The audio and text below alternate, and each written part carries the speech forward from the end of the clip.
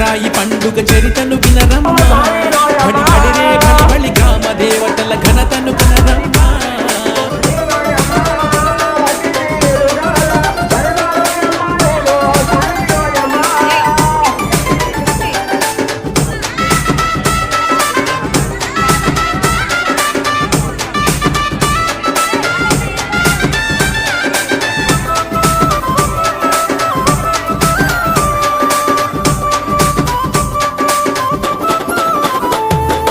అమ్మవారు బొడ్రాయి రూపమున అవతరించినది వినరమ్మ